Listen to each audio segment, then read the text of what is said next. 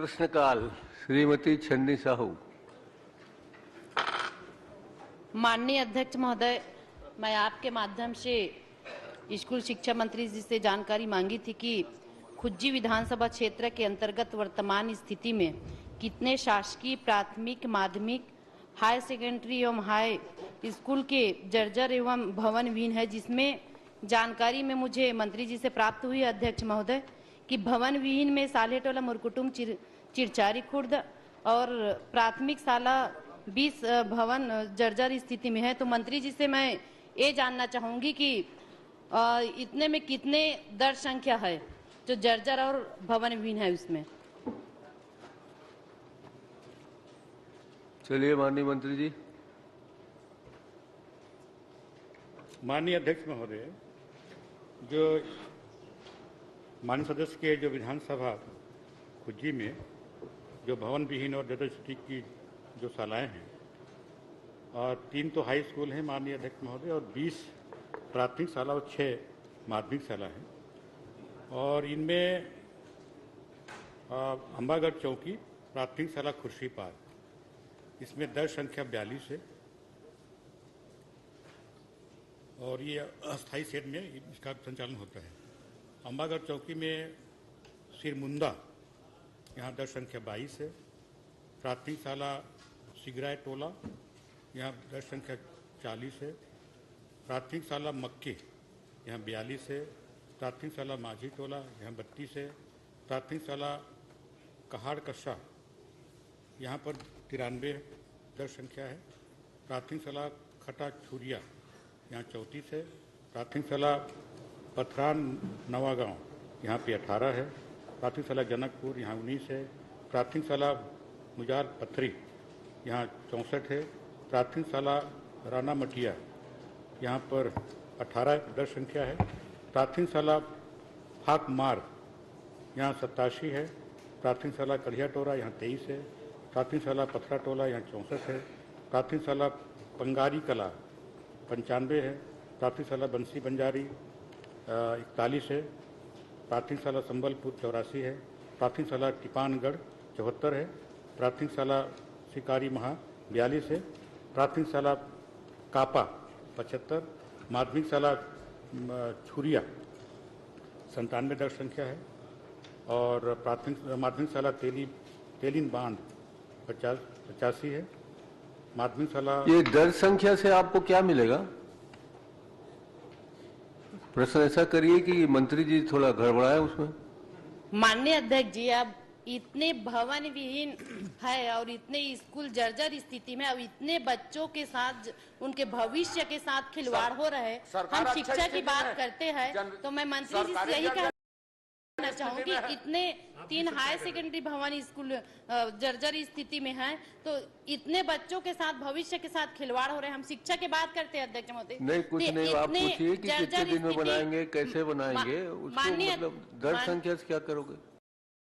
माननीय अध्यक्ष महोदय, मैं ऐसी स्कूलों की भी तस्वीर दिखलाऊं कि लकड़ी से बना हुआ है। तो मंत्री जी से मैं ये कहना चाहूंगी कि इतने भवन विहीन है और जर्जर स्थिति में वो कब तक बन पाएगी? ऐसा सवाल करो। माननीय अध्यक्ष महोदय, यहाँ पर जर्जर स्थिति है और भवन विहीन है, वहाँ पर वैकल्पिक व्यवस्था के रूप में संचालित हो रहा है। लेकिन वास्तव में ये जो काफ़ी चिंतनीय है कि जहाँ बच्चे पढ़ रहे हैं और वहाँ भवन नहीं है, प्राथमिकता के आधार पर जैसे जैसे धनराशि कम से कम जिन स्कूलों में लकड़ी का भवन बना के पढ़ रहे हैं वहाँ जल्दी करवा दीजिए। इतना अवसर तो बात। जी माननीय अध्यक्ष महोदय, वो प्राथमिकता के आधार पर जैसे जैसे धनराशि उपलब्ध होगी हम उसमें व्यवस्था करेंगे। चलिए डॉक्टर विनय। माननीय अध्यक्ष महोदय, मेरा माननीय स्कूल शिक्षा मंत्री जी से प्रश्न था कि कोरिया जिले में अहाता विहीन कितने स्कूल हैं और जितने स्कूल हैं उनका कब तक स्वीकृति मिलेगा और कब तक उनका काम होगा।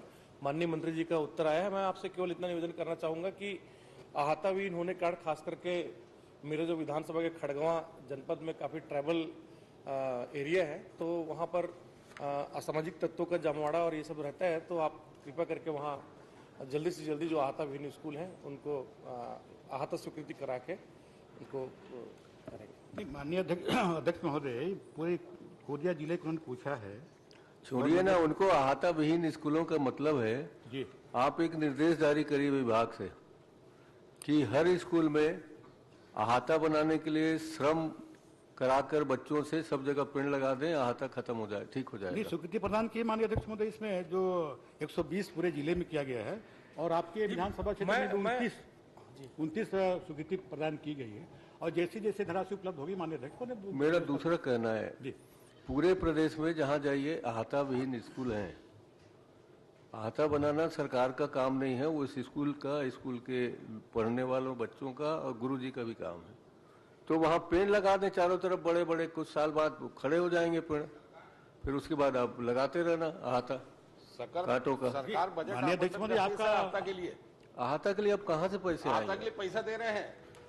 माननीय अध्यक्ष स्कूल महोदय, भवन के लिए राशि स्वीकृत होती माननीय अध्यक्ष महोदय, आपका जो नहीं नहीं, अहाता निर्देश के लिए है स्पेशल फंड उसका पालन है, करेंगे। फंड दिया उसको जा रहा है जो अहाता में जैसे गरुआ उसको पेलता है, धसक जाता है, मैं भी जानता हूँ।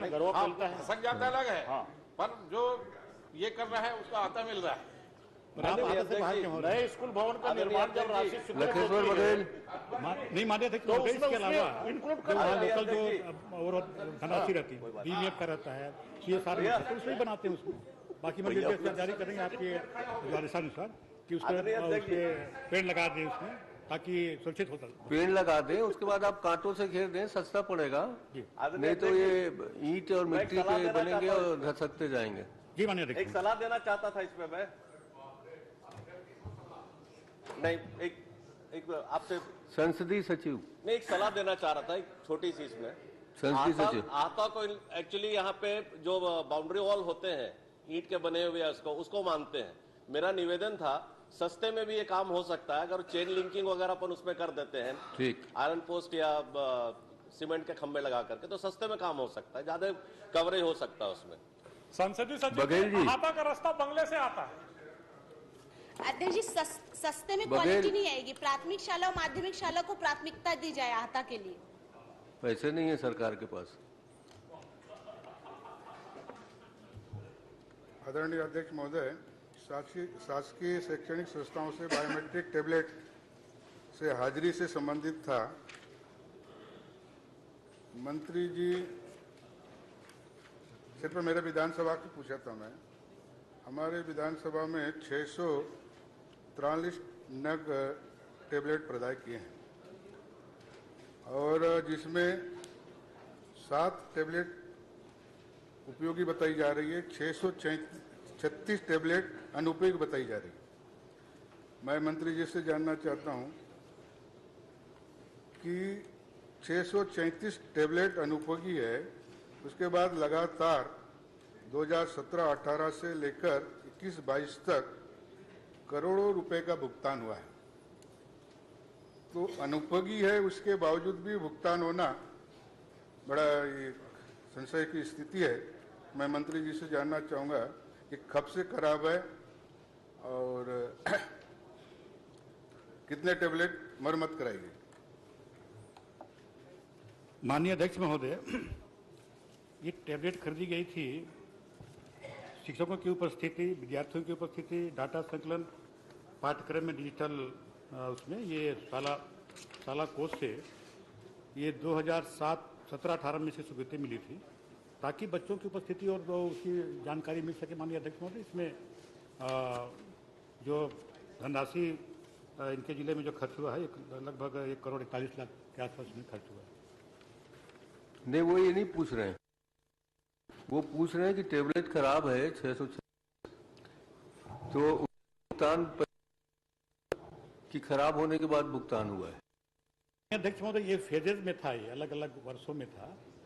20 तक के मतलब इसमें खरीद भी के पेमेंट भी करना था और रिपेयर भी करना था। टेबलेट खराब हुई है, वो रिपेयर योग्य नहीं है, उसमें मैं उसकी सैंपल में जांच भी कराया था, ये उसमें दिक्कत है उसमें। और जो खराब, माननीय अध्यक्ष महोदय, ये तो आपका डिजिटल आइटम है, ये मोबाइल भी एक बार जो खराब हो गया तो फिर बनता नहीं है। एक टेबलेट कितने का आया था जी? एक टेबलेट कितने रुपए का है?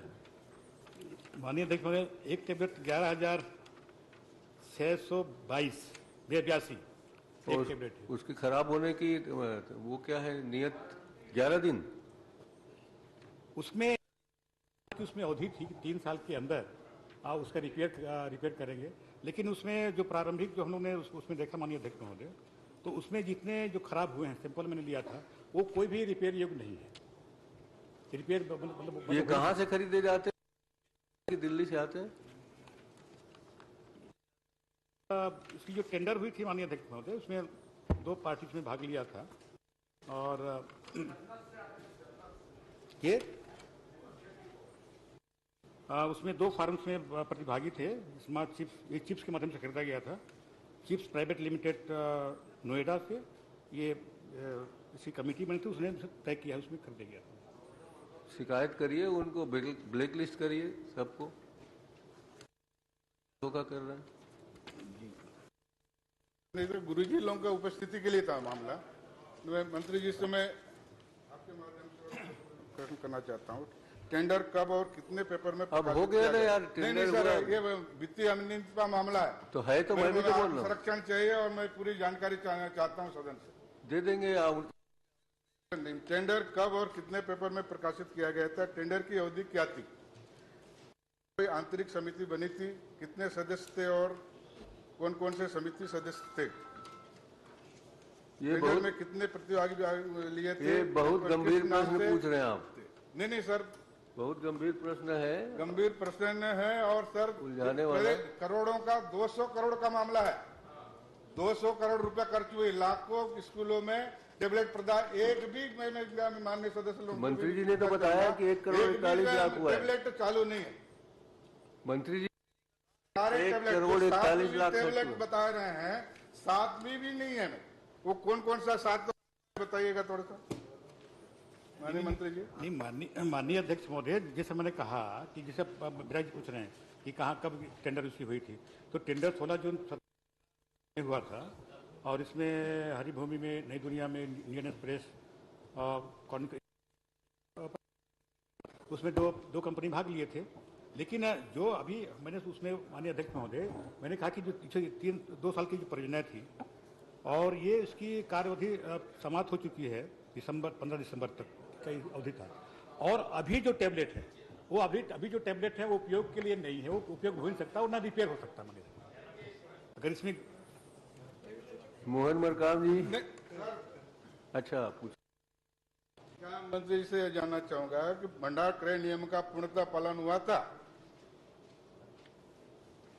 पूरी तरह से नियमानुसार इसमें हुआ है माननीय अध्यक्ष। खरीद पूरा मोहन मरकाम सर, माननीय मंत्री जी बता रहे हैं कि 2 प्रभावी भंडार क्रय नियम अनुसार न्यूनतम 3 प्रतिभागी होना चाहिए था।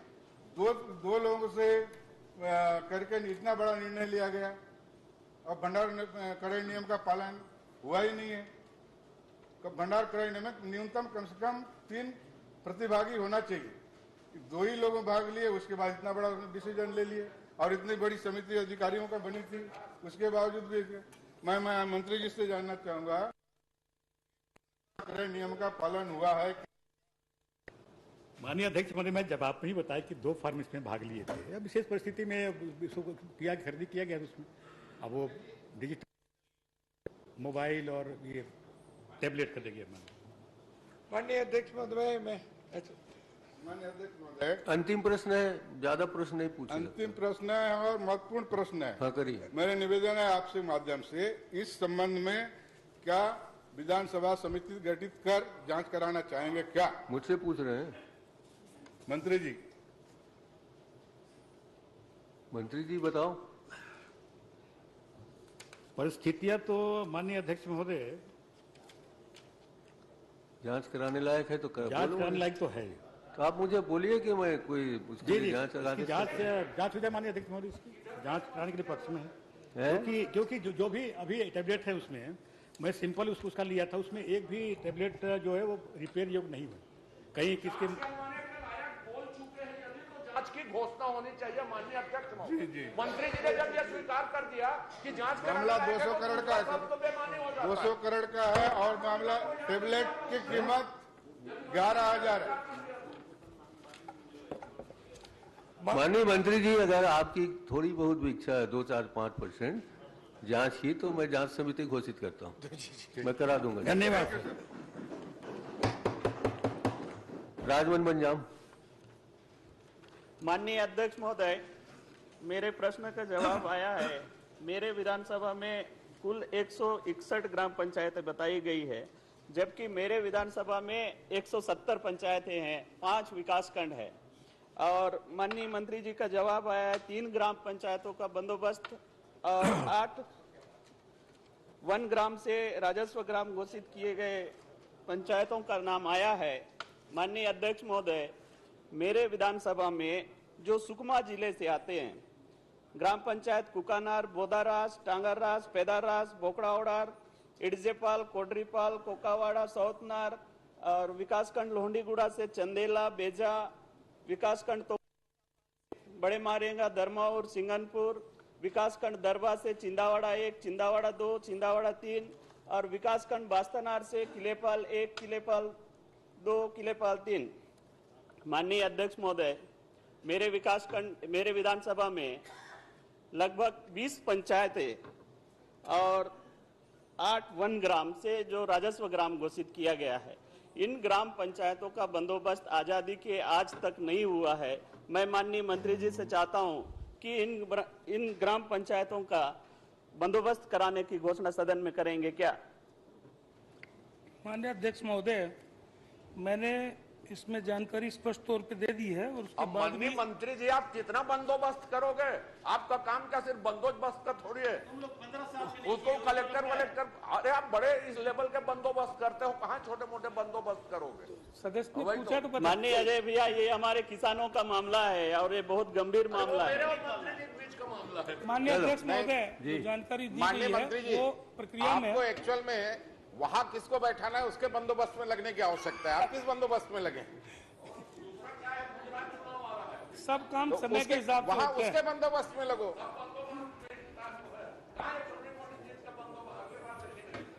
इसमें वर्तमान में भी जो बंदोबस्त की प्रक्रिया जो थी वो प्रतिबंधित है। इसमें लिखा हुआ है, आप देखेंगे तो प्रतिबंधित किया गया है।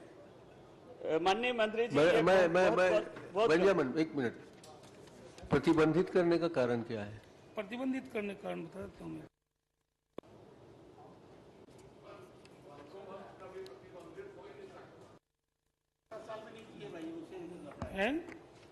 बंदोबस्त को प्रतिबंधित करने का कारण क्या? बता देता हूँ, कारण बता देता हूँ। नहीं है मेरे पास, जवाब है ना, दे दूंगा। तुम लोग नए नए विधायक हो, जरा सीनियर लोगों से पूछ लिया करो कि कैसे प्रश्न करना है और कैसे मंत्री को फंसाना है।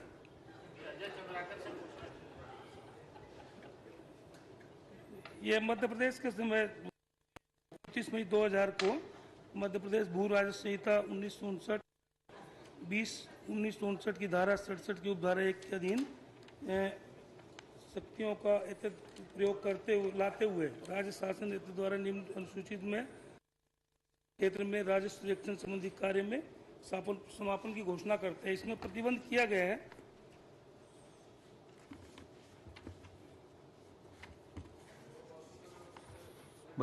विधायक जी, आप क्या चाहते हैं? बंदोबस्त शुरू किया जाए? जी माननीय अध्यक्ष महोदय, मैं बंदोबस्त शुरू किया जाए और अतिशीघ्र उन ग्राम पंचायतों का बंदोबस्त किया जाए। राजस्व ग्राम नहीं है भैया, ग्राम पंचायतें हैं और राजस्व ग्राम ही है, उस पर बंदोबस्त करना है। वहाँ अनेक हमारे किसानों को कठिनाइयों का सामना करना पड़ रहा है। जिला बस्तर में 1930 के दशक में बंदोबस्त हुआ था एवं 1990 के दशक में पुनः राजस्व सर्वेक्षण कार्य किया गया है। तो आप कह दीजिए, जब होगा उनका ख्याल रखेंगे। माननीय अध्यक्ष महोदय, ये जो ग्राम पंचायतें हैं ये बहुत जरूरी है, इनको बंदोबस्त करना जरूरी है। आपके माध्यम से, आपके आसंदी से चाहता हूं कि इसका बंदोबस्तीकरण करने का आदेश करें। जल्दी कर देंगे। धर्मलाल जी कौशिक।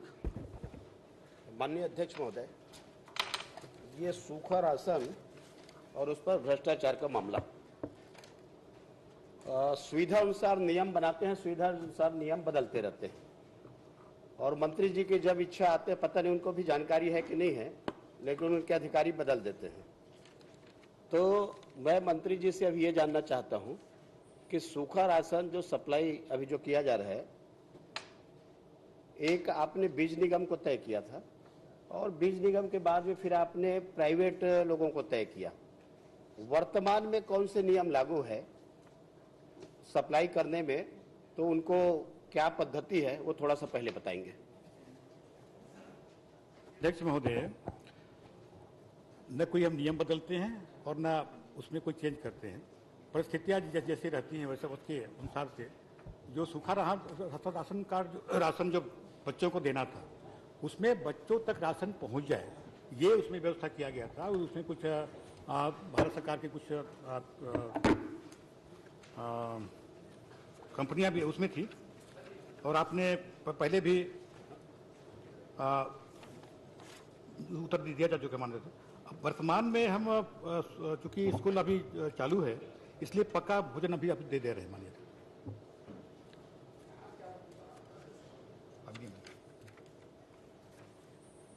माननीय अध्यक्ष महोदय, वर्तमान में स्कूल चालू है तो पक्का भोजन दे रहे हैं। इसमें मैंने इसलिए आपसे पूछा कि नियम क्या है करके। पिछली बार जब मैं प्रश्न लगाया उसके बाद में कोंडागांव के जिला शिक्षा अधिकारी को आपने निलंबित किया, और निलंबित इसलिए किया कि वो नियम का पालन नहीं किया। लेकिन जो कोंडागांव के अधिकारी ने जो गलती किया था वो केवल कोंडागांव का नहीं था, उस समय और भी जिले के अधिकारी थे।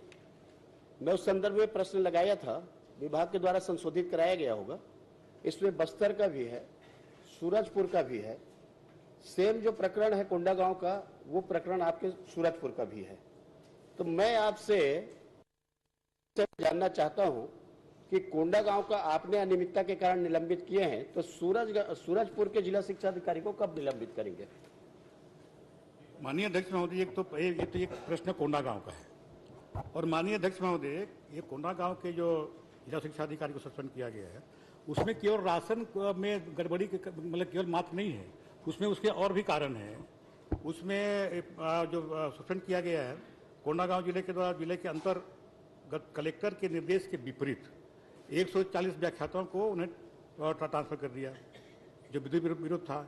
युक्ति प्रकरण भी उन्होंने 89 लोगों को उसमें किया, और गलत ढंग से उन्होंने नियुक्ति भी की थी। तो तमाम चीज़ें हैं। इसकी कलेक्टर ने शिकायत हुई, इसकी शिकायत के बाद कलेक्टर ने इसकी जांच की के बाद उसे दोषी पाया गया और उसको सस्पेंड किया गया। माननीय अध्यक्ष महोदय, ये केवल इसमें सूखा राशन का एक मामला नहीं है, इसने कलेक्टर ने उसमें जांच की और जांच में दोषी पाया गया, इसको सस्पेंड किया गया। माननीय अध्यक्ष महोदय, मैंने प्रश्न किया है, प्रश्न को आप पढ़ ले, अपना जवाब आप पढ़ ले।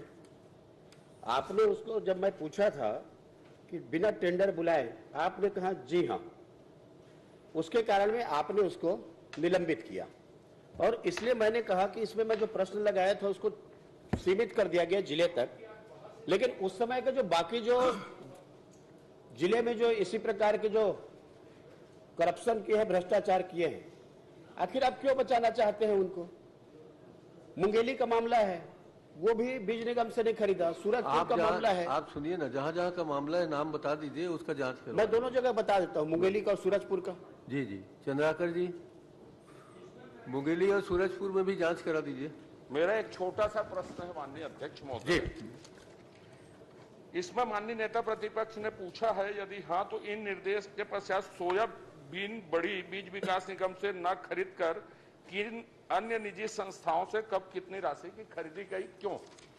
इसके उत्तर में उन्होंने बताया है कि बीज विकास निगम ने सोयाबीन बड़ी की अनिवार्यता खत्म कर दी। माननीय अध्यक्ष महोदय, ये बहुत लोकहित का प्रश्न है कि जितने स्कूले बच्चे हैं उसको पोषण आहार क्या क्या दिया जाता है, सूखा या गीला, जिसमें भी बांटे, और इसमें कौन विशेषज्ञ उसको तय करता है, और एक बीज विकास निगम कौन होता है जो इसको तय करे कि सोयाबीन बड़ी हम देंगे या नहीं देंगे? ये तो तर्क से समझ में नहीं आता कि शिक्षा विभाग के भोजन को क्या दिया जाए, बीज विकास निगम कैसे तय करेगा? तो मैं ये जानना चाहता हूं कि आप क्या क्या देते हैं, उसको तय कौन करता है, वो कितनी कैलोरी का होता है और कितनी कैलोरी का देना चाहिए? ये प्रश्न बहुत लंबा है, ये उद्भूत नहीं होता सर। बीज विकास निगम तो होता है सर, बीज विकास निगम कौन होता है बंद करने का? आप बताइए। समिति तय करती है कि बच्चों को ये देंगे, हम इतना पैसा उसके लिए उपलब्ध है, तो ये लिखते हैं सोयाबीन बड़ी को अनिवार्यता बीज विकास निगम ने खत्म कर दी। तो बीज विकास निगम की शिक्षा विभाग में क्या भूमिका है भोजन तय के प्रकार को तय करने में, ये बता दें। आप मंत्री जी ये बता दीजिए, बीज विकास निगम को उसकी आज सदस्य वगैरह बनाया गया है क्या, जिससे वो निर्णय में भागीदार बना है? माननीय अध्यक्ष महोदय, उसमें जो बच्चों को जो दिया जाता है उसमें चावल है, दाल, तेल, अचार, बड़ी, ये भी जो आप पूछे क्या क्या मिलता है, सीधा प्रश्न है, तय कौन करता है ये बता दो। नहीं, पहले कौन तय करता है ये बताओ। पहले निर्देश जारी किया गया था कि विकास निगम से खरीदा जाए, उसके बाद भी तय किया गया कि कोई जरूरी नहीं है। जहाँ बीज विकास निगम कौन होता है तय करने वाला? आप तय कीजिए ना, ये देना है ये नहीं देना है। बीज विकास निगम कौन होता है? प्रोटीन युक्त आहार नहीं है, ये वो कौन होता है तय करने वाला? प्रोटीन युक्त आहार उनको देना है। सोयाबीन बड़ी में प्रोटीन और उसमें रहता है उसमें प्रोटीन, इसलिए प्रोटीन युक्त उनको आहार दिया जाए, ये निर्देश उसमें। इसमें आपने लिखा, उत्तर पढ़ लीजिए। बीज निगम ने बड़ी की अनिवार्यता खत्म कर दी है। माने वो कौन होता है? अध्यक्ष महोदय, बीज विकास निगम टाटा संघ हो गया, बीज नहीं दे पा रहा है, बीज विकास निगम बीज नहीं दे पा रहा है, प्रमाणिक बीज नहीं दे पा रहा है बीज विकास निगम। सब तरह का कोयला खनन का भी काम चालू कर देगा बीज विकास निगम। टाटा संघ हो गया बीज विकास निगम, हवाई जहाज भी चला रहा है, बीज नहीं दे पा रहा है किसानों को। वो भी दिलाएगा सौरभ जी, बीज निगम हवाई जहाज भी चलाएगा। शिक्षा मंत्री भी बन गए, स्कूल शिक्षा मंत्री भी बन गए आप। बीज विकास निगम एक सरकारी संस्था है, सरकारी संस्था उसका काम बीज देना लोगों को, वहाँ से खरीद सकते हैं, वहाँ से उसकी क्या भूमिका है? वो तय करे मध्याह्न भोजन को, वो किसान बीज देने का काम करना, आप उसको काम कर नहीं पाते, वो सप्लाई करेगा उसके पास है तो वो कौन मीनू होता है? मीनू तय करने वाला। चलिए, शिवरतन शर्मा जी, आपका प्रश्न। एक मेरा जो प्रश्न था, एक सूरजपुर जिले का और एक मुंगेली जिला का, तो वो जो सूरजपुर जिला में भी गाइडलाइन का पालन नहीं किया है, मुंगेली जिला में नहीं किया है, तो मैं प्रश्न लगाया था पूरा, वो संशोधित जैसा भी हो, तो मैं मंत्री जी से ये दोनों जिला के जांच के संबंध में बात करना चाहता हूँ। जांच करने का तो बोल दिया मैंने, दोनों को साथ साथ जांच कर लेंगे। सूरजपुर तो उन्हीं का जिला है। आपका निर्देश जो धारे है माननीय नेताजी, आप और जो आपने कहा है उसकी जांच करा लेंगे। ठीक है शिवरतन शर्मा जी, और आप बोल रहे थे बीज नहीं दे पा रहे करके, उस दिन गिना रहे थे कितना उसमें सड़वा पैदा हुआ, कितना क्या पैदा हुआ। आज मेरा एक ध्यान आकर्षण। चलिए, आपका प्रश्न क्रमांक 6, शिवरतन शर्मा। माननीय अध्यक्ष जी, मैंने प्रश्न किया था माननीय मंत्री जी से, धान उपार्जन केंद्र से धान संग्रहण केंद्र के लिए उठाव के नियम क्या है? माननीय मंत्री जी ने ये तो बता दिया कि सुखद मान्य नहीं है उपार्जन केंद्र को, पर नियम क्या है ये आपने नहीं बताया अपने उत्तर में। आप मेरा प्रश्न पढ़ लीजिए और आपका उत्तर पढ़ लीजिए। तो पहला तो मेरे को आप नियम बता दीजिए, नियम क्या है उठाव के, और दूसरा आपने अपने उत्तर में स्वीकार किया है 19-20 में धान उपार्जन नीति के अनुसार धान का उठाव कराया गया है तथा खरीफ विपणन वर्ष 2020-21 में कोरोना महामारी एवं आकस्मिक वर्षा जैसी प्राकृतिक आपदाओं के कारण धान उठाव प्रभावित हुआ है। आप स्वयं स्वीकार कर रहे हैं धान उठाव प्रभावित हुआ है। ये धान उठाव प्रभावित हुआ तो इससे कितना नुकसान हुआ और नुकसान किसने सहा? उपार्जन करने वाली समितियों ने कि शासन ने उपार्जन करने वाली समितियों को उस नुकसान की भरपाई की? तो नियम और नुकसान की भरपाई, ये दो मेरा प्रश्न है। महोदय, इसमें निर्देश ये है कि अब धान उपार्जन जो नीति बनी हुई है उसके तहत कि जितना जल्दी हो सके खरीदी केंद्र से उसका उठाव किया जाए। कितना दो प्रकार के उठाव होते हैं, ये ऐसा कोई नियम नहीं है। ये आपका उत्तर है मेरे पास। लेकिन ये बताइए कि कभी कभी संभव है, कल रख दूंगा, माननीय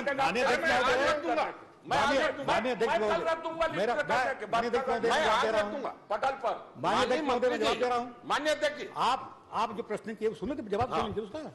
माननीय अध्यक्ष महोदय, उठाव दो प्रकार के होते हैं कि एक परिवहन की उसमें बचत हो, इसलिए खरीदी केंद्र से सीधे मिलर को होता है डीओ के माध्यम से, डीओ करता है वहां पे होता है, और एक जो बफर जब लिमिट होता है सोसाइटियों में अधिक खरीदी हो गई है तो उसके लिए फिर टीओ के माध्यम से संग्रहण केंद्र में जाता है, और जितना जल्दी हो सकता है उतना करें। और इस साल हम लोगों ने जो नीति बनाई है उसके तहत जो 2021-22 में जो खरीदी हुई है उसका आपका 95% परिवहन आपका उसमें हो गया, उसमें परिवहन उसमें। तो केवल एक साल का जो आप पूछ रहे हैं कि 2020-21 का उस समय एक मिनट माननीय अध्यक्ष जी, माननीय मंत्री जी पूरे सदन को गुमराह कर रहे हैं। ये कह रहे हैं जितने जल्दी हो सके उतना उठ जाए। इसमें सीधा सीधा समय निर्धारित है कि 3 दिन के अंदर उपार्जन केंद्र से धान उठ जाना चाहिए, और 3 दिन से उपार्जन केंद्र से धान उठाने की प्रक्रिया मेरे को मालूम है, या तो मिलर उठाए या वहां से उठ के संग्रहण केंद्र में जाए। तो मंत्री जी घुमा फिरा के उत्तर दे रहे हैं जितनी जल्दी उठ जाए। अरे आपके रिटर्न नियम में है 3 दिन का 72 घंटे का नियम है। माननीय मंत्री जी आप सदन को गुमराह न करें। एक विषय, और दूसरा विषय मैं जो इनसे पूछना चाहता हूं कि 2020-21 में कोरोना और आकस्मिक वर्षा के कारण धान उठाव प्रभावित हुआ। ये धान उठाव प्रभावित हुआ, आप स्वयं स्वीकार कर रहे हैं, तो इससे कितना नुकसान हुआ और इस नुकसान की भरपाई कौन करेगा? समिति वहन करेगी कि राज्य शासन समिति को भरपाई करे प्रदान करेगा? ये बता दीजिए। माननीय अध्यक्ष महोदय, 2020-21 में जो असामयिक वर्षा हुआ, कोरोना काल था, परिवहन नहीं हो पाया, इस कारण से जो नुकसान हुआ है माननीय अध्यक्ष महोदय, उसके लिए समितियों को 218 करोड़ की एक मुश्त भरपाई हम लोग उसमें करेंगे, ताकि समिति भी हमारा ठीक जिंदा रहे। और 3% की सुखद उसमें लिमिट किए हैं कि जिन समितियों में 3% की सुखद होगी उन समितियों में आपके जो कमीशन है बाकी सब जाएगा, और उससे ऊपर होगा तो समितियों के पास जो लॉस हुआ वो वही बंद करेगा। माननीय अध्यक्ष जी, माननीय मंत्री जी ने कहा कि 218 करोड़ रुपए भरपाई किया गया। ये 218 करोड़ रुपए एक मुश्त दे दिया गया। एक बात कि समिति वाइज नुकसान का आकलन करके समितियों को प्रदान किया गया। होता यह है कि राज्य शासन की स्थिति यह है कि उपार्जन केंद्र जो धान उपार्जन करता है उनका समय पे कमीशन का और मजदूरी का भुगतान भी नहीं कर पा रही। ये 218 करोड़ रुपए जो प्रदान किया गया है, ये एक मुश्त सहकारिता विभाग को दे दिया गया, इस खाते से डाल के उस खाते में। समितियों के खाते में एक पैसा नुकसान का नहीं पहुंचा है, और समितियों की स्थिति यह बन गई है कि समितियां अपने कर्मचारियों का भुगतान नहीं कर पा रही। तो मैं अब मंत्री से जानना चाहता हूं कि 218 करोड़ कितनी समितियों को बांटा गया, कितनी समितियों में नुकसान हुआ, आप एक ये बता दीजिए। और दूसरा, आप जो 3% की जो बात कर रहे हैं, ये 3% का अलाउ कितनी समितियों में आपने किया? आपने स्वयं ने भी उत्तर में कहा 3% को हमने अलाउ किया, ये कितनी समितियों में अलाउ किया आपने? माननीय अध्यक्ष महोदय, जैसे मैंने कहा कि जो 3% जो देय राशि होगी वो 217 करोड़ की होगी, और उसमें जो पूर्व वर्षों के जो लॉस थे वो 115 करोड़ का है, और ये केवल समायोजन होगा उसमें समितियों के खाते में एपेक्स बैंक के माध्यम से ये समायोजन की उसमें हुआ जाएगा, जहाँ पर 3% से कम लॉसेस है, और अगर उससे ऊपर होगा तो जो लॉसेस पहले के भी हैं वो उनसे वसूल की जाएगी उससे। और माननीय अध्यक्ष जी, 20-21 की बात है, 1 साल पूरा हो गया, और ये बात कर रहे हैं उन समितियों के खाते में जहां 3% से कम है वहां समायोजन किया जाएगा। ये समायोजन करने की कोई समय सीमा है? कोई समय सीमा निर्धारित करें, हम इतने दिनों के अंदर समितियों का समायोजन कर देंगे।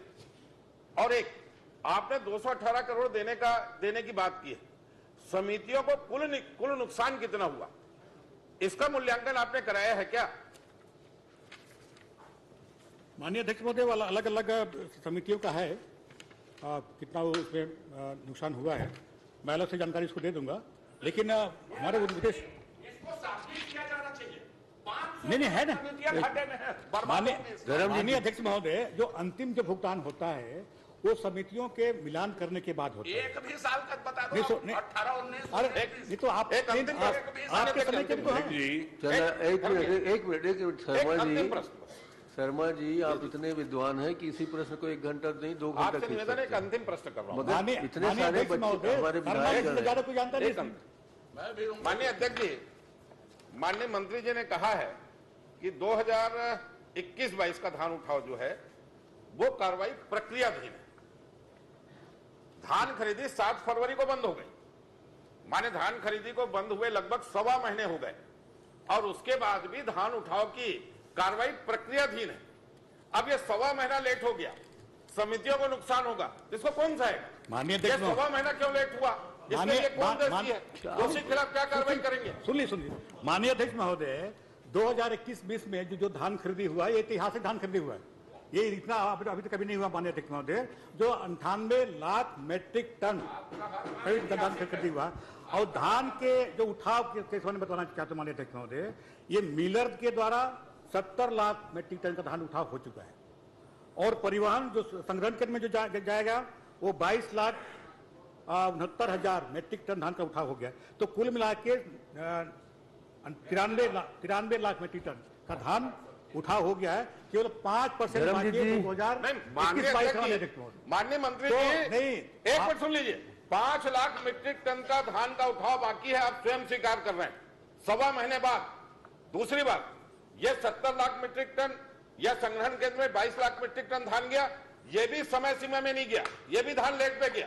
तो आखिर समितियों को नुकसान उठाना पड़ रहा है और आपकी लापरवाही के चलते समितियां डूब रही है, सारी सहकारी समितियां घाटे में जा रही है। इसके लिए दोषी कौन है और दोषी पे क्या कार्रवाई करेंगे? माननीय अध्यक्ष महोदय, मैं तो ये तो आज बताऊंगा आज की स्थिति। आज की स्थिति में 93.5 लाख मेट्रिक टन का धान उठाव हो चुका है आज की स्थिति में। जो पूरा ये तो मैंने सुन लिया आपका उत्तर। 5 लाख मीट्रिक टन धान नहीं था, आप सब अरे भैया आज तो अरे भी तो टाइम है। माननीय अध्यक्ष जी, अभी विभागीय चर्चा बाकी है, पूरी सहकारी समितियां बैठ रही है, पूरी सहकारी समितियां घाटे में। विभागीय चर्चा बाकी है, उसमें इस तरह की बहस करिए। ये प्रश्नोत्तर का समय, माननीय प्रश्नोत्तर का गलत। अध्यक्ष महोदय, ये बात सत्य है कि धान का उठाव तो हो नहीं रहा है टाइम से, नियमों का पालन भी नहीं हो रहा है। लेकिन अफसोस ये हो रहा है अध्यक्ष महोदय, पिछले कई साल से आखिर इस धान खरीदी का मालिक कौन है? आप हैं कि स्वास्थ्य मंत्री, खाद्य मंत्री हैं? उनका क्या रोल है जो वो बीच बीच में जवाब देते हैं? आपका क्या रोल है जो आप बीच में जवाब देते हैं? आज खाद्य मंत्री यहाँ उपस्थित नहीं है। नहीं सर, ये इस विभाग का मालिक कौन है? चलिए, इस विभाग का मालिक कौन है धान खरीदी का? आप हैं कि वो है, ये बताइए। मालिक तो सरकार है माननीय। नहीं, सरकार का नाम तो कोई चीज नहीं है, सबकी जिम्मेदारी है इसमें, धान खरीदी से लेके भगवान ही सरकार है इसका। सरकार ने तय किया है कि आज तक का सबसे कभी खाद्य मंत्री जवाब देते हैं, कभी ये देते हैं, ये ठीक से बोल पाते हैं, वो ठीक से बोल पाते। अरे आखिर है कोई इसका मालिक, दायित्व है कोई, पता ठिकाना है? धान खरीदी कौन कर रहा है, क्यों कर रहा है, कैसे कर रहा है, कब तक करेगा, कब तक नहीं करेगा? एक जन कोई बोलो भाई, 2-2, 3-3 लोग जवाब देते हो आप लोग। धान खरीदी सरकार करती है माननीय अध्यक्ष महोदय, और सरकार करेगी। सरकार के केंद्र बिंदु में किसान है, किसान की धान हम लोग खरीदी करेंगे। अरे आपके केंद्र बिंदु में कितना है सब जानते हैं। किसान मरने को बाध्य हो गया। माननीय अध्यक्ष सारी सहकारी समितियां डूब रही है। कुमार छाबड़ा, माननीय अध्यक्ष महोदय, रहने दीजिए ना, काहे के लिए? साल आप देखिए धान के जो उठाव नहीं हुआ, तो विभागीय 250 करोड़ रुपए, 250 करोड़ रुपए उनको देना पड़ा, 218 करोड़ रुपए। और अभी फिर वही स्थिति रिपीट कर रहे हैं। तो अभी भी गंभीरता सरकार में नहीं है, विभाग में गंभीरता नहीं है। तो इनके गलती का खामियाजा ये जो हमारे समिति भुगत रहे हैं। और इसलिए मैं बोल रहा हूं कि उसमें जो दोषी है, कि चाहे वो ट्रांसपोर्टर हो, उसमें जो अधिकारी हो, मंत्री जी उनके खिलाफ कार्रवाई कब करेंगे और उसको आज घोषित करेंगे क्या कि जिनके कारण ये गलती हुई उनके खिलाफ में कार्रवाई? अध्यक्ष महोदय, ये केवल आज का नहीं है, इससे पहले भी आपका परिवहन कम हुआ था। पहले तो 200 नहीं, सुन लीजिए मेरी बात, मेरे पहले नहीं हुआ था, पहले नहीं हुआ था,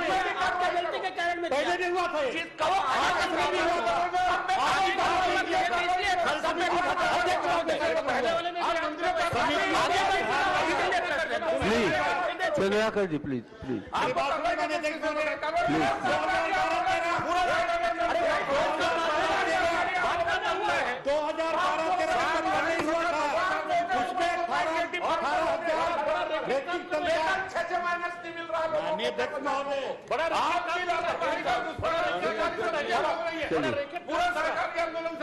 आशीष कुमार छाबड़ा, माननीय अध्यक्ष महोदय, आप बैठिए। मंत्री जी आप बैठिए। मैंने 18,000 मीट्रिक टन का लाश हुआ था और 22 करोड़ का लाश उसमें हुआ था। 13-14 में 13-14 में भी 11 लाख। माननीय मंत्री जी, आपके जो घाटा हुआ था। माननीय मंत्री जी, मैंने कहा आप बैठ जाइए, दूसरा प्रश्न आ रहा है। आशीष कुमार छाबड़ा, मैंने आपके माध्यम से माननीय राजस्व मंत्री जी से जानना चाहता कि मेरे विधानसभा बेमेतरा में वर्ष 2021-22 में अवैध प्लाटिंग तथा कॉलोनी के कितने प्रकरण दर्ज हुए हैं। मंत्री जी का जवाब आया है, उसमें 3 प्रकरण दर्ज की बात मंत्री जी ने कही है। ये शहरी क्षेत्र में है कि ग्रामीण क्षेत्र में भी 3 प्रकरण माननीय मंत्री?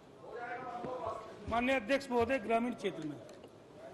और बेमेतरा नगरीय क्षेत्र में क्या कोई अवैध प्लाटिंग नहीं हुई है? माननीय अध्यक्ष महोदय, इस शहरी क्षेत्र में कोई अवैध प्लाटिंग की जानकारी या शिकायत नहीं मिली है। अगर कोई है तो बता दें विधायक। नहीं माननीय मंत्री जी, मैं आपकी संज्ञान में इस सदन के माध्यम से माननीय अध्यक्ष जी के माध्यम से एक बात डालना चाहता हूं कि बेमेतरा जिला मुख्यालय और जिला मुख्यालय शहर में बहुत जोरों से अवैध प्लाटिंग का काम तेजी से चल रहा है। भू माफियाओं के हौसले बुलंद है और सरकार के माध्यम से अभी तक कोई कार्रवाई नहीं की जा रही है। इसको लेके गरीब लोग उनके चक्कर में आके परेशान हो रहे हैं। अवैध प्लाटिंग, मेरा आपसे निवेदन है कि उस पर सख्त से सख्त कार्रवाई होनी चाहिए। माननीय विधायक जी, क्या आपने कभी इस संदर्भ में शासन या राजस्व मंत्री जी को पत्र लिखकर अवगत कराया है? माननीय अध्यक्ष महोदय, पिछले बार सत्र में मैंने दोबारा इसका प्रश्न सत्र की बात मत करिए, क्या आपने अलग से पत्र लिख के? मैंने जिला कलेक्टर को इसके लिए जानकारी दी थी, उनके माध्यम से लगातार मैंने उनको पत्र भी लिखा है कि उस पर जांच होनी चाहिए और कार्रवाई के लिए मैंने उनसे मांग भी की थी। बेमेतरा में जितने भी अवैध प्लाटिंग हो रहे हैं शहर क्षेत्र में, उसकी आप जाँच करा दीजिए और जल्दी से जल्दी उनको बता दें। अध्यक्ष भुवनेश्वर शोभाराम बंगड़ारे। आदरणीय अध्यक्ष महोदय, मैंने मंत्री जी से निजी विद्यालयों की स्थिति के बारे में जानकारी मांगी थी। मंत्री जी ने, मैंने मांगा था कि 19-20 में कुल कितने विद्यालय संचालित थे। मंत्री जी ने जवाब दिया है कि 7,502 निजी विद्यालय संचालित थे। मेरा दूसरा प्रश्न था कि 2020-21 में एवं 21-22 में कुल कितने निजी विद्यालय बंद हुए। उनका भी जवाब मंत्री जी ने 131 निजी विद्यालय बंद हुए हैं, ये जानकारी दी है। मैं मंत्री जी ने जो जानकारी दी है उससे संतुष्ट हूँ। धन्यवाद। श्रीमती अनीता योगेंद्र शर्मा। माननीय अध्यक्ष महोदय, माननीय मंत्री जी के द्वारा प्रश्नों का जवाब तो आया है, परंतु जवाब से मैं संतुष्ट नहीं हूँ। मैं जानना चाहती हूँ कि पूरा स्कूल में 650 बच्चे पढ़ाई करते हैं, वहाँ पे 11 स्टाफ को हटा दिया गया है, तो वहाँ के बच्चों की पढ़ाई की व्यवस्था कैसी होगी? और वहाँ 4-5 किलोमीटर तक का कोई भी ऐसा स्कूल, हायर सेकेंडरी स्कूल नहीं है। उसके वजह से बच्चों को काफ़ी, उसके पालकों को काफ़ी चिंता हो रही है। माननीय मंत्री जी बताएंगे कि नए शिक्षकों की भर्ती कब तक होगी, और जब तक शिक्षक नहीं आते हैं तब तक वहाँ जो शिक्षक पहले से पढ़ा रहे हैं उनको वहाँ से नहीं हटाया जाए। 3 प्रश्न का एक प्रश्न में जवाब उत्तर दीजिए। माननीय अध्यक्ष महोदय, एक तो जो चलिए, एक तो भर्ती की प्रक्रिया चल रही माननीय अध्यक्ष महोदय, उसमें प्रतिपूर्ति उसकी करेंगे, और ट्रांसफर तो एक सतत प्रक्रिया है, माननीय प्रशासनिक प्रक्रिया है माननीय अध्यक्ष महोदय। और जिन टीचरों को भी हटाया गया है, अभी परीक्षा तक तो वो लोग वहाँ पे अभी रहेंगे। उसके बाद में लेकिन जो पढ़ाई बच्चों की होगी वो किसी प्रकार की उसमें दिक्कत नहीं होगी। जितने संख्या में बच्चे रहेंगे उसके मान से वहाँ शिक्षक की व्यवस्था की जाए। चलिए, आप विधायक जी संतुष्ट हैं? माननीय अध्यक्ष महोदय, मैं सदन से निवेदन करती हूं कि बहुत गंभीर विषय है। नगर पंचायत पूरा है और हायर सेकेंडरी स्कूल में जब तक वहाँ पे नई शिक्षकों की भर्ती नहीं हो जाती तब तक वहाँ से शिक्षकों को हटाया नहीं जाना चाहिए। चलिए, धन्यवाद। अजय चंद्राकर जी।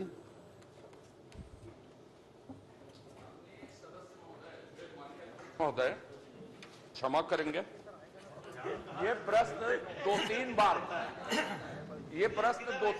तारांकित में लग गया। अध्यक्ष जी पता नहीं चलता इनको कभी। हाँ बताइए। तुरंत क्षमा मांगा, ध्यान रखना ना। चलिए, आप दूसरी जगह व्यस्त थे। 3 बार ये प्रश्न लग चुका है। सरकार की कार्यप्रणाली कैसी चलती है और यह सरकार कैसी है उसका एक जीवंत ज्वलंत उदाहरण है ये।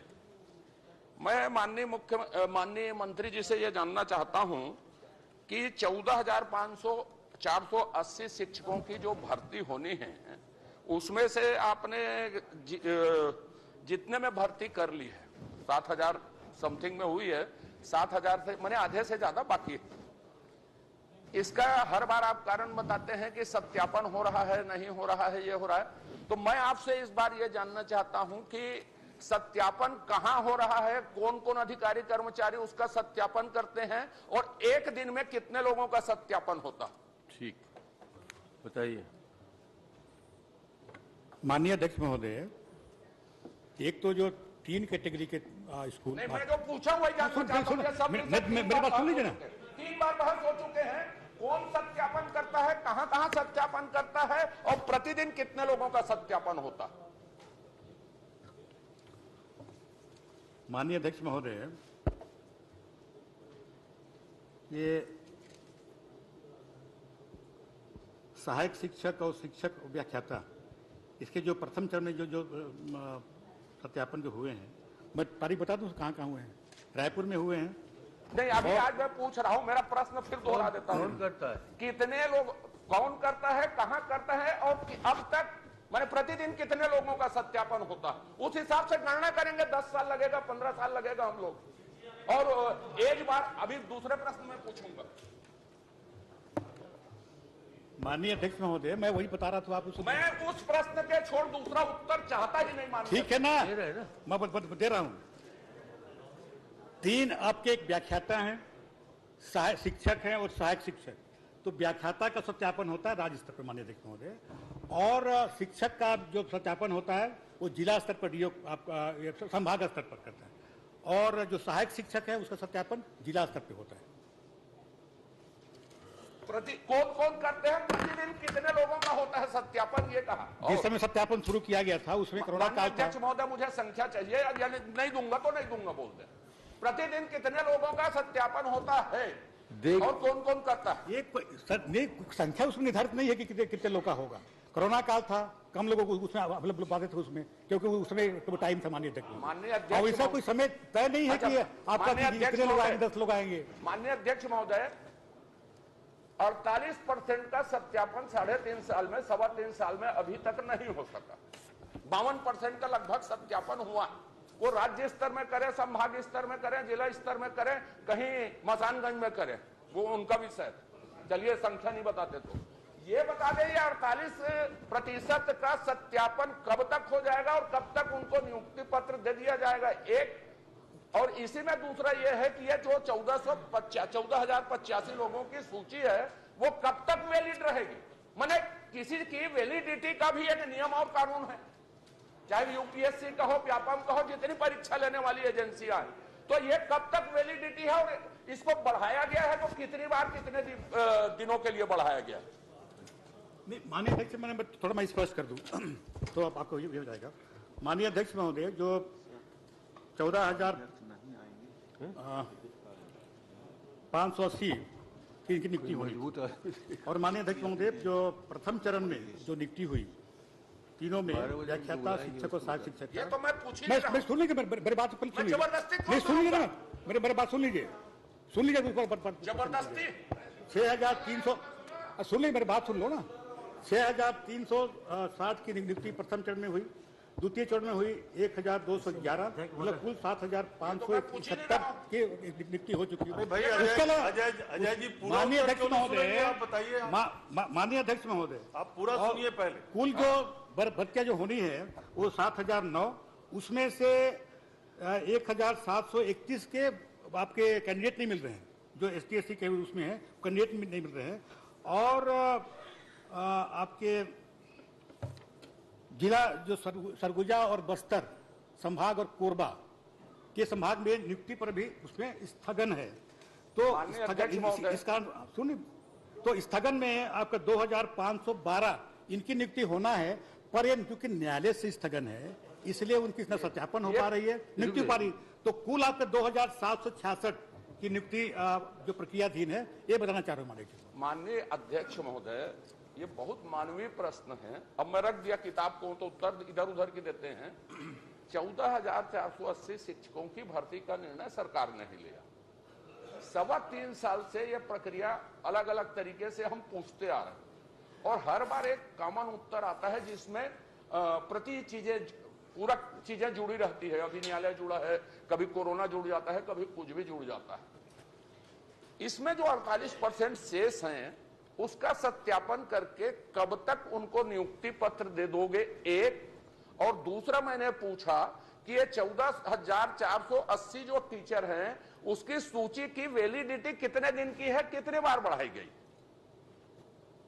ये दो चीजें भर मैंने पूछी है। और ये और नहीं, एक इस मैंने इधर उधर की बात ही नहीं पूछी मैंने। 48% को कब तक आप सत्यापित कर लेंगे, नियुक्ति देंगे। माननीय अध्यक्ष महोदय, जो 1697 इनकी कैंडिडेट ही नहीं मिल रहे हैं, इनकी नियुक्ति भी संभव नहीं है इसकी, एक बात। दूसरा 2000 कैंडिडेट नहीं मिल रहे, जितने कैंडिडेट नियुक्ति 2512 उसको न्यायालय में स्टे है, चंद्राकर जी अभी नहीं हो पा रही है। ये एक मिनट चंद्राकर जी,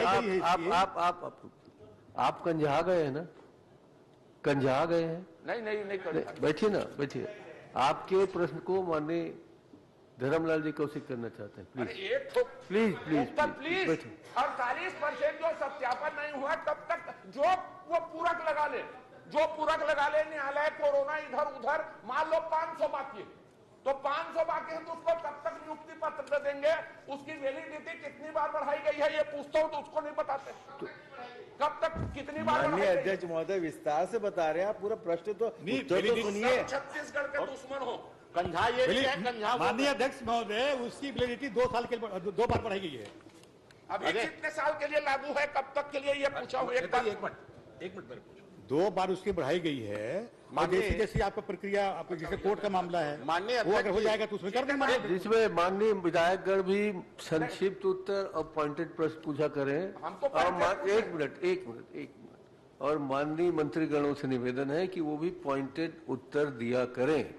और मेरा निवेदन यह है कि आप लोग बेहतर ढंग से तैयारी करके आया करें। और यहाँ से मैं जस्ट मिनट अभी बचा है, मैं विभागीय अधिकारियों से भी ये अनुरोध करूंगा आपको निर्देश कि जो संभावित प्रश्न है उसके उत्तर मंत्रियों को बता दिया करें। बार-बार पर्ची और चिट भेजना इसीलिए होता है वो। माननीय अध्यक्ष जी उधर बैठे गलत बना दे रहे हैं। माननीय अध्यक्ष जी 14,580 पद में 6,380 लोगों की आप मैं कह दिया ना, आप विद्वान हैं, आप किसी भी प्रदेश के विज्ञापन छप रहे हैं सरकार के, आप किसी भी प्रश्न को 1 घंटा खींच सकते हैं। शिक्षक नियुक्त कर दिया गया और आज भी 6,380 लोगों की नियुक्ति नहीं दे पाए। चलिए माननीय आपने कहा कि 14,500 लोग नौकरी देगी और आज अब उत्तर में स्वीकार कर रहे 6,380 लोगों को नौकरी नहीं दे पाए। पूरे प्रदेश की जनता को गुमराह करने में लगी हुई है सरकार। माननीय अध्यक्ष महोदय, चलिए आप तो मैंने कहा ना कि आप प्रत्येक प्रश्न को 1 घंटे खींच सकते हैं। माननीय अध्यक्ष महोदय, वास्तविक में नियुक्ति का मामला नहीं, भ्रष्टाचार का मामला है और 2 बार सत्यापन हो चुका है मेरी जानकारी में। मंत्री जी बेहतर समझेंगे उसको। भ्रष्टाचार का मामला इसलिए है कि आपके होल्डिंग में 4,65,000 लोगों को आपने नौकरी दे दी होल्डिंग में, लेकिन 19,000 लोगों को 2 बार सत्यापन होने के बाद में नियुक्ति आदेश आप नहीं दे पा रहे हैं। कि भ्रष्टाचार का मामला नहीं है तो और क्या है। चलिए तो अभी इंतजार कर रहे हैं कब पैसा आएंगे। अच्छा, दूसरी बात क्या है माननीय अध्यक्ष महोदय, आप दोनों के जैकेट एक ही दुकान से ले आए क्या? माननीय अध्यक्ष महोदय, दूसरी बात क्या है, आप दोनों मंत्री जी आप थोड़ा सचेत हो जाएं। ये षड्यंत्र आपके पीछे है। नहीं, मैं सुन रहा हूं। मैं आपको बता देता हूं कि आपको अधिकार नहीं है अपने विभाग में ट्रांसफर करने का। मुख्यमंत्री का जब नोट सीट आएगा, टिप आएगा, केवल उसी फाइल को आप भेजेंगे और आप अपना फाइल भी नहीं भेज सकते। ये मैं नहीं बोल रहा हूं, आपके अधिकारी का उसमें नोट सीट चला है, एडवांस भी जारी हुआ है। पता नहीं उसका अनुमोदन आपसे लिया गया है कि नहीं लिया गया है, मुझे नहीं मालूम। इसलिए मैं आपको सचेत करना चाहता हूं। माननीय अध्यक्ष महोदय, मैं माननीय मंत्री जी से पूछना चाहता हूं। मैं भ्रष्टाचार का इसलिए बोल रहा हूं कि बिलासपुर में ये इसी मामला के दौरान में 2 लोगों को जो जेल भेजा गया, ये इसी मामला के अंतर्गत भेजा है कि दूसरे मामला के अंतर्गत, थोड़ा सा बताएंगे तो आपके डीओ कार्यालय के कर्मचारी को। नहीं, उसकी माननीय अध्यक्ष महोदय उसकी जांच हुई, जांच होने पर कार्रवाई होगी उसमें। लेकिन जो माननीय अध्यक्ष महोदय, मैंने पूरी बात बताई कि कहाँ कहाँ दिक्कतें आ रही है। कोर्ट से स्टे है आपका सरगुजा संभाग, बस्तर संभाग, कोरबा में, वहाँ नियुक्ति नहीं हो सकती अभी कोर्ट के आदेश अनुसार माननीय अध्यक्ष महोदय। और कुछ कैंडिडेट नहीं मिल रहे हैं, तो उसमें कहाँ भ्रष्टाचार की बात उसमें आती है। आपको तो हमेशा केवल एक ही बात नहीं, मैं तो आपसे पॉइंटेड पूछ रहा हूँ कि बिलासपुर के डीओ कार्यालय के 2 लोगों को जेल में भेजा गया, वो जेल में भेजा गया है, तो कौन से मामले में भेजा गया? तो मैं तो यही जानना चाहता हूँ। मैं तो आरोप लगा रहा हूँ भ्रष्टाचार का है, तो आप बताइए ना किस मामले में भेजा गया जेल उनको, बताइए आप। नहीं, वो माननीय अध्यक्ष महोदय वो अलग मामला है, ये भर्ती से मामला नहीं है माननीय अध्यक्ष महोदय। तो कौन से मामला है ये बता दे। माननीय अध्यक्ष महोदय ये प्रश्न उसमें कहाँ उद्भूत होता है माननीय, ये भर्ती का मामला है ये। चलिए संतराम नेता दूसरा आपको बिलासपुर कहाँ उसमें आ गया। देखो माननीय अध्यक्ष महोदय जवाब आ नहीं रहा है। शिक्षकों में कई लोगों ने आत्महत्या कर ली, कई लोग मर गए इस सरकार की असंवेदनशीलता से। और अभी भी अतिथि शिक्षक जो है इसी प्रश्न का हिस्सा है। आपने मना किया इसलिए मैं नहीं पूछा, उसमें से भी कई लोग मर गए इस सरकार के चलते। और इस असंवेदनशील सरकार जो रोजगार में लगातार झूठ बोल रही है, कभी 4,65,000, कभी 5 लाख लोकवाणी में, कभी 20,000, कभी 2,80,000, और नियुक्ति पत्र नहीं दे पा रहे हो आप, उसके विरोध में हम सब बहिष्करण करते हैं। माननीय अध्यक्ष महोदय, इनके कार्यकाल में कभी एक भी नियुक्ति नहीं हुई थी, केवल भ्रष्टाचार हुआ था तो ठेका में दे दिया गया था। माननीय अध्यक्ष महोदय, ये 23 साल बाद तो नियमित नियुक्ति की प्रक्रिया अपनाई गई थी, वो 23 साल बाद माननीय मुख्यमंत्री जी के आते ही उनकी उत्तेजना बढ़ जाती है। इस पर कोई जांच का अगर करा सको तो कराइए आप संसदीय मंत्री जी। संतराम जी नेता। माननीय अध्यक्ष महोदय, मैं कांकेर जिले के जो कोटवार जो सेवा भूमि है उसके खरीदी बिक्री पे जो मैं प्रश्न लगाया था, जवाब में आया है कि कांकेर तहसील के 5, चारामा के 4 और नरहरपुर के 5 और भानु प्रतापपुर के 1, कुल 15 सेवा भूमि का खरीदी बिक्री किया गया है। मैं माननीय मंत्री जी से जानना चाहता हूं कि सेवा भूमि की खरीदी बिक्री की क्या प्रक्रिया है? अध्यक्ष, सेवा भूमि की खरीदी बिक्री की कोई प्रक्रिया नहीं है, उसमें जो किया गया उसमें कार्रवाई चल रही है। क्या वो सेवा भूमि की खरीदी बिक्री अवैध है? बिल्कुल अवैध है। ठीक, आप कुछ कहना चाहते हैं? माननीय अध्यक्ष महोदय, मैं जानना चाहता हूं कि कांकेर और नरहरपुर तहसील के अंतर्गत कुल 3 शासकीय सेवक के परिवारों के नाम से दर्ज किया गया है। ये नियम अनुसार हुआ है कि इसकी क्या कैसे हुआ है? पहले बता दिया कि जो सेवा भूमि है उसकी खरीदी बिक्री अवैध है, यानी सब अवैध है, जांच करने का होत कर देंगे। माननीय अध्यक्ष महोदय, ये प्रकरण चूंकि अभी जांच में है जो भानु प्रतापपुर का है, मैं ये जानना चाहता हूं अध्यक्ष महोदय कि वो आवेदन कब प्राप्त हुआ है, जो शिकायत आवेदन प्राप्त हुआ है जो आपके पास आया है भानु प्रतापपुर? माननीय अध्यक्ष महोदय, जो मैंने पहले ही बता दिया कि वो गलत है और उसमें खुद सदस्य बोल रहे हैं कि उसमें जांच प्रक्रियाधीन है, उसमें कोटवार को सस्पेंड किया गया है और जांच चल रही है। अध्यक्ष महोदय, कब शिकायत प्राप्त हुआ है? अभी उसमें सस्पेंड नहीं किए हैं आप उसको, अब ये जो कब प्राप्त हुआ है मैं जानना चाहता हूँ। प्रेस क्रमांक 13 प्रमोद कुमार। मैं जानना चाहूंगा, मेरे सवाल के जवाब में जो उत्तर आया है 14,76,000 की जो खरीदी हुई है, इसको कौन से अधिकारी खरीदे हैं, बलौदाबाजार जिले वाले या रायपुर जिले वाले? पहले ये बता दें। प्रश्न पूछिए पुनः। आप बताएं, 14 लाख रुपए खरीदी हुई है, ये कौन से अधिकारी खरीदे हैं, बलौदाबाजार जिले के कि रायपुर जिले के? तुम भी जल्दी मत बोलो ना, वो आराम से टाइम हो रहा है सर। नहीं, माननीय अध्यक्ष महोदय, जो छात्रावासों के लिए जो सामग्री खरीदी की गई, माननीय अध्यक्ष, छात्रावासों के लिए ये टेंडर की प्रक्रिया से हुआ है। टेंडर प्रक्रिया में जो लोग आए उसमें उसके साथ खरीदी होती है। नहीं, खरीदा कौन है, बलौदाबाजार वाले कि रायपुर वाले? ये बलौदाबाजार खरीदी है, बलौदाबाजार की जो टेंडर हुई है और वो वहां के लोग खरीदे, इसमें टेंडर होता है उसका। माननीय मंत्री महोदय, मेरे विधानसभा में 2 जिले हैं। पहली बात तो सवाल ही का उत्तर ही गलत आया है। मेरे विधानसभा में 2 जिले हैं, रायपुर जिले और बलौदाबाजार जिले। तो इनको तो रायपुर जिला वाले के बिल्कुल छोड़ दिया जाता है। मानते ही नहीं कि वो जिला बलौदा विधानसभा पर हम तो आपको प्रश्नकाल समाप्त। इसीलिए जल्दी कर रहा जैसा कि आप सभी माननीय सदस्य